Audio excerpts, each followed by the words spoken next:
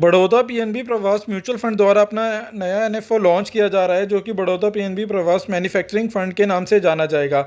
इस एनएफओ के अंदर आप 10 जून से लेकर 24 जून 2024 के बीच में निवेश कर सकते हैं।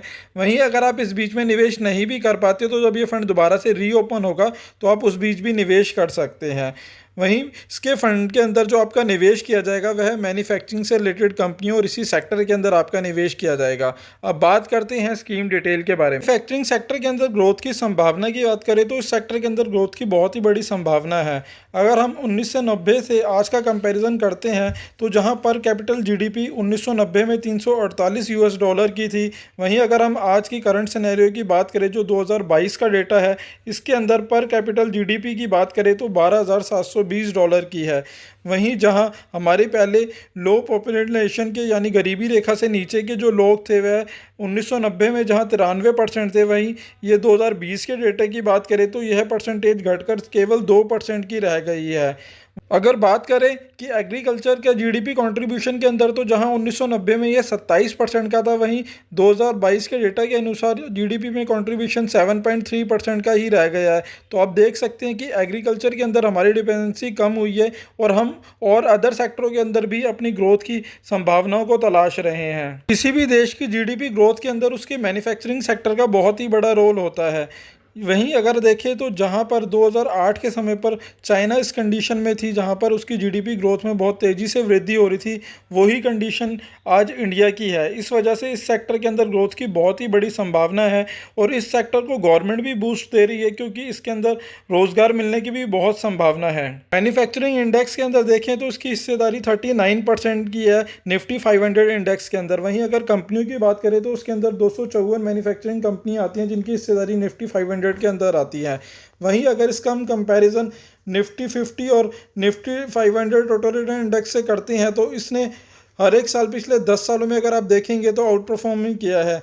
जहां निफ्टी 50 ने पिछले एक साल के अंदर 27% का रिटर्न दिया है, वहीं निफ्टी 500 ने 39% का रिटर्न दिया और मैन्युफैक्चरिंग टोटल रिटर्न इंडेक्स के अंदर इसने 57% का रिटर्न दिया है। वहीं 3 सालों की बात करें तो इसने 26% का रिटर्न दिया है, 5 सालों में 23% का रिटर्न दिया है और 10 सालों के अंदर 17% का रिटर्न दिया है।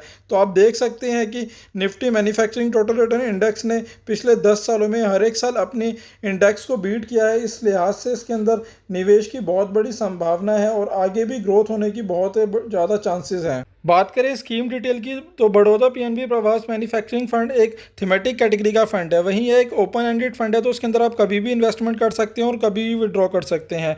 इसके अंदर आप लॉन्ग टर्म कैपिटल ग्रोथ के लिए आप इन्वेस्टमेंट कर सकते हैं, बट यह एक थीमेटिक कैटेगरी का फंड है तो उसके अंदर हाई रिस्क और हाई रिटर्न की पॉलिसी काम करने वाली है। वहीं बात करें इसके अंदर एसेट एलोकेशन की तो उसका अंदर आपका जो इन्वेस्टमेंट रहने वाला है इक्विटी और इक्विटी रिलेटेड इंस्ट्रूमेंट के अंदर 80% से लेकर 100% तक हो सकता है। वहीं इसके अंदर इक्विटी और इक्विटी रिलेटेड कंपनीज के अंदर अगर वेटेज की बात करें तो 0 से 20% तक रह सकती है। वहीं डेब्ट और मनी मार्केट के अंदर भी 0 से 20% का इन्वेस्टमेंट हो सकता है। Unit of mutual fund domestic schemes के अंदर भी इसके अंदर 0 to 10% का इन्वेस्टमेंट हो सकता है और यूनिट्स और रेट्स के अंदर भी 0 to 10% का इन्वेस्टमेंट हो सकता है। वहीं अगर इसके बेंचमार्क की बात करें तो उसका benchmark Nifty India manufacturing total return index का रहने वाला है।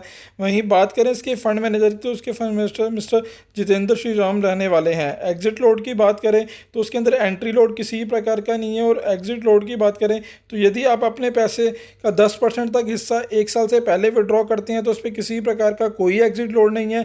वहीं अगर आप इससे ऊपर का अमाउंट एक साल से पहले विड्रॉ करते हैं तो 1% का एग्जिट लोड लगेगा और यदि एक साल के बाद विड्रॉ करेंगे तो उस पर किसी प्रकार का कोई एग्जिट लोड नहीं है। वहीं बात करें इन्वेस्टमेंट की तो उसके अंदर आप 1000 रुपये से लमसम इन्वेस्टमेंट कर सकते हैं और एसआईपी के अंदर आप 500 रुपये से अपने निवेश की शुरुआत कर सकते हैं। बट दोस्तों अगर इस फंड के अंदर आप निवेश की सोच रहे हैं तो इन्वेस्टमेंट से पहले एक बार अपने फाइनेंशियल एडवाइज़र से सलाह जरूर ले लें और आपका नज़रिया लॉन्ग टर्म का हो तो ही इसके अंदर इन्वेस्टमेंट करें, क्योंकि ये एक थीमेटिक कैटेगरी का फंड है तो उसके अंदर आपका रिस्क भी नॉर्मल इक्विटी फंड की तुलना में ज़्यादा रहने वाला है। कोटक म्यूचुअल फंड द्वारा अपना नया एनएफओ लॉन्च किया गया है जो कि कोटक स्पेशल अपॉर्चुनिटी फंड के नाम से जाना जाएगा। यह फंड एक ओपन एंडेड इक्विटी स्कीम है। इस स्कीम के अंदर आप 10 जून से लेकर 24 जून 2024 के बीच में निवेश कर सकते हैं। अब जानते हैं स्कीम डिटेल के बारे में। इस एनएफओ में बेसिकली उन कंपनी और उस सेक्टर के अंदर निवेश किया जाएगा जिसके अंदर मार्केट कंडीशन या गवर्नमेंट पॉलिसी के अकॉर्डिंग एक अपॉर्चुनिटी बन रही है और जिसके अंदर ग्रोथ मिलने के ज़्यादा चांसेस है। एग्जाम्पल के तौर पर जैसे गवर्नमेंट का फोकस बेसिकली मेकिंग इंडिया और आत्मनिर्भर भारत की थीम के ऊपर रहने वाला है और इसी को देखते हुए वह इनसे जुड़े कंपनियों और सेक्टरों के ऊपर ज़्यादा फोकस करेगी। जैसे कि एक स्पेशल कंडीशन की बात करें, इस समय भारत का ज़्यादा फोकस ग्रीन एनर्जी के ऊपर है, तो इस समय इससे रिलेटेड कंपनियों के अंदर ज़्यादा इन्वेस्टमेंट किया जाएगा। इस वजह से इस सेक्टर के अंदर ग्रोथ होने के भी ज़्यादा चांसेस हैं। वहीं आप इस सेक्टर के अंदर आप डिफेंस सेक्टर को भी ले सकते हैं जिसके अंदर गवर्नमेंट आत्मनिर्भर की थीम पे चल रही है और वह खुद से ही अपने हथियार बनाने की कोशिश कर रही है, साथ ही साथ वह इसे एक्सपोर्ट करने की दिशा में भी काम कर रही है। तो इस तरीके से इन सेक्टरों की थीम के ऊपर गवर्नमेंट का मेजर फोकस रहने वाला है। इस वजह से इस सेक्टर के अंदर एक एक्स्ट्रा ऑर्डिनरी अपॉर्चुनिटी निकल के आ रही है जिससे इन सेक्टरों के अंदर ग्रोथ होने के बहुत ज़्यादा चांसेस हैं। बात करें फंड मैनेजर की, तो उस फंड को देवेंद्र सिंघाल के द्वारा मैनेज किया जाएगा जिन्हें लगभग कोटक महिंद्रा एएमसी के अंदर 8 साल का एक्सपीरियंस है और इस इंडस्ट्री के अंदर इन्हें 22 साल से ज़्यादा का एक्सपीरियंस है। वहीं इनके द्वारा कोटक के और भी फंड मैनेजर किए जा रहे हैं जिनका आप पास्ट रिकॉर्ड भी देख सकते हैं। इसमें अगर हम बात करें तो Kotak multi asset allocation fund की, तो इसने लास्ट 1 साल के अंदर 31% से ज़्यादा का रिटर्न दिया है। वहीं कोटक इक्विटी सेविंग स्कीम के अंदर इसने 19% से ज़्यादा का रिटर्न दिया लास्ट 1 साल के अंदर। वहीं कोटक डेब्ट हाइब्रिड इक्विटी फंड ने इसके अंदर 16% से ज़्यादा का रिटर्न रहा है। वहीं कोटक मल्टी कैप फंड के अंदर 59% से ज़्यादा का रिटर्न रहा है पिछले 1 साल के अंदर। तो आप देख सकते हैं कि इन सभी फंडों ने हर पिछले पास्ट रिकॉर्ड के अंदर अपनी बेंचमार्क को बहुत अच्छे अंतर से बीट करा है। वहीं बात करें स्कीम डिटेल की, तो यह कोटक स्पेशल अपॉर्चुनिटी फंड के नाम से जाना जाएगा और इस फंड के अंदर आप 10 जून से लेकर 24 जून 2024 के बीच में निवेश कर सकते हैं। वहीं यह एक ओपन एंडेड इक्विटी स्कीम है, तो उसके अंदर आप कभी भी इन्वेस्टमेंट कर सकते हैं और कभी भी विड्रॉ कर सकते हैं। वहीं बात करें इस फंड के बेंचमार्क की, तो उस फंड का benchmark Nifty 500 total return index का रहने वाला है।